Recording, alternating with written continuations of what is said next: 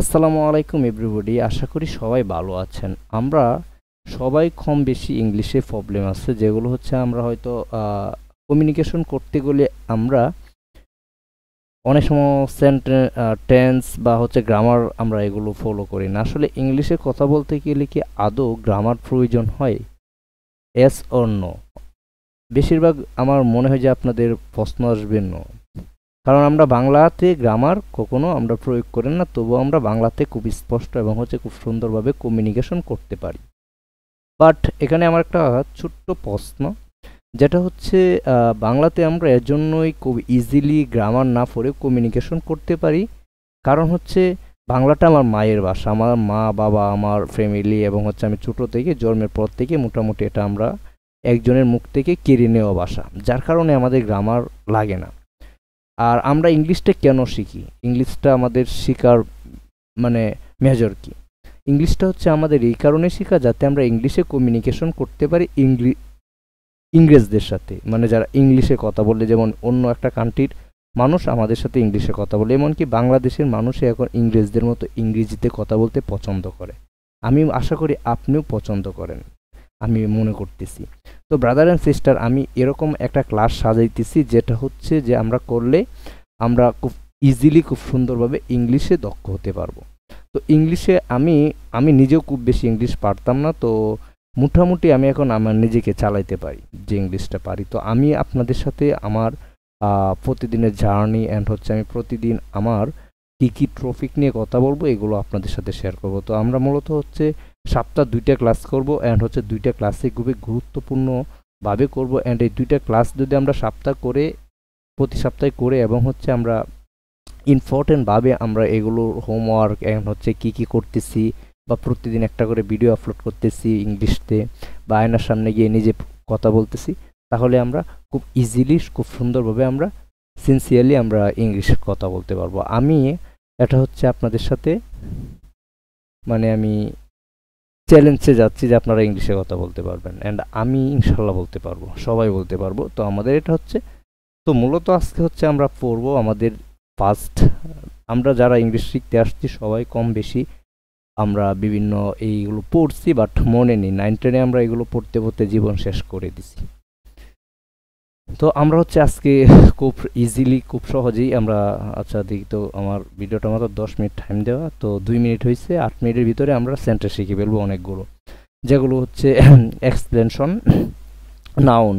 Noun জিনিসটা কি? Noun আমরা জিনিসটা হচ্ছে একটা নাম, a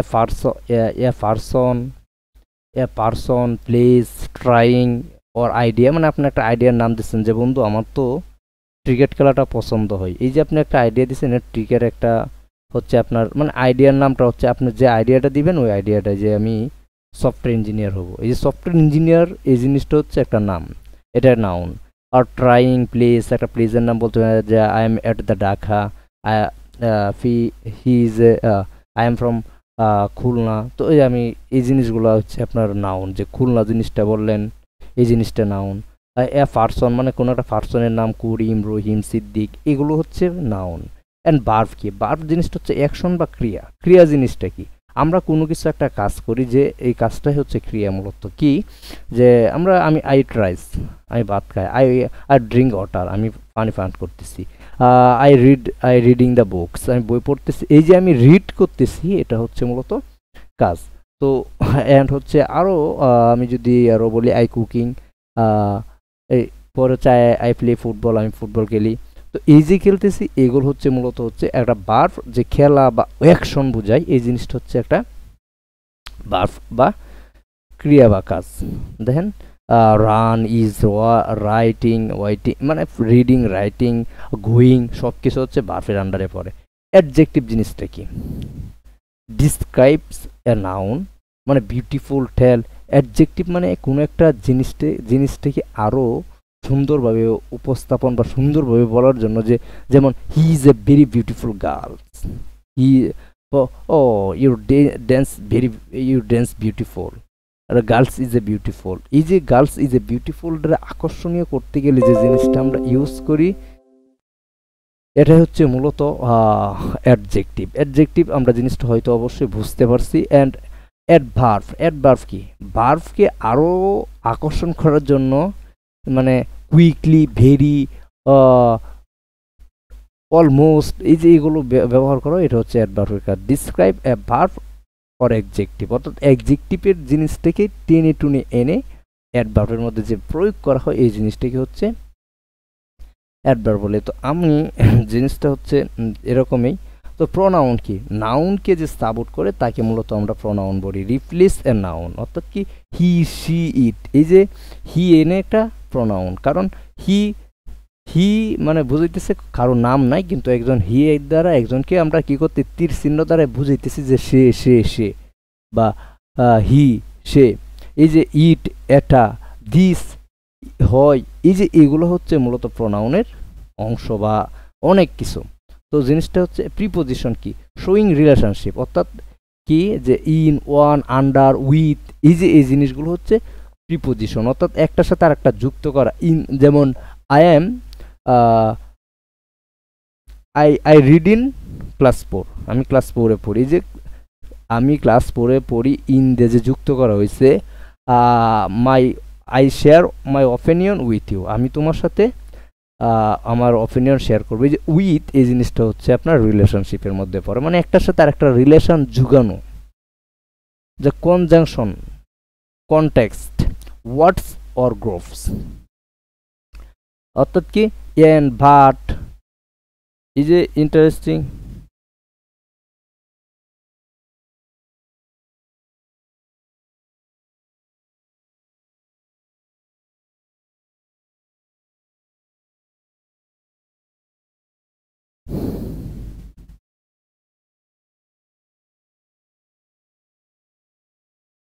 preposition show relationship, easy, in, মানে ইন, ওয়ান, আন্ডার, এই যে এগুলো হচ্ছে প্রিপোজিশন।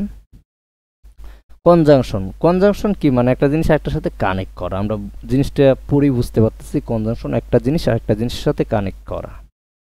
ভিডিওটা কত মিনিট হইতে পারে, অফ, খুব তাড়াতাড়ি শেষ করতে হবে। ইন্টারজেকশন হচ্ছে এক্সপ্রেস ইমোশন, অর্থাৎ কি ওয়াও, উফ, মানে আনন্দজনক অথবা কষ্টজনক কোনো কিছু আছে, এইগুলোর ক্ষেত্রে আমরা interjection. Activity under the part of speech in grieving sentence, speaking practice make sentence using noun, verb, adjective, অর্থাৎ আপনাদের কাজ হচ্ছে যে আপনারা হোমওয়ার্ক করবেন, 5টা সেন্টেন্স দেখবেন, ইউজিং দ্য হচ্ছে different parts of speech, identify the part of speech in each, অর্থাৎ কি এইগুলো নিয়ে আপনারা। তো আমরা জিনিসটা বুঝতে পারতেছি, নাউন বা নেম, ভার্ব হচ্ছে কাজ, অ্যাডজেক্টিভ হচ্ছে কোনো কিছুকে আরও আকর্ষণীয় করা, বা অ্যাডভার্ব হচ্ছে সেম সিস্টেমে কুইকলি, তাড়াতাড়ি, ভেরি, মোস্ট ইম্পর্টেন্ট, এগুলো।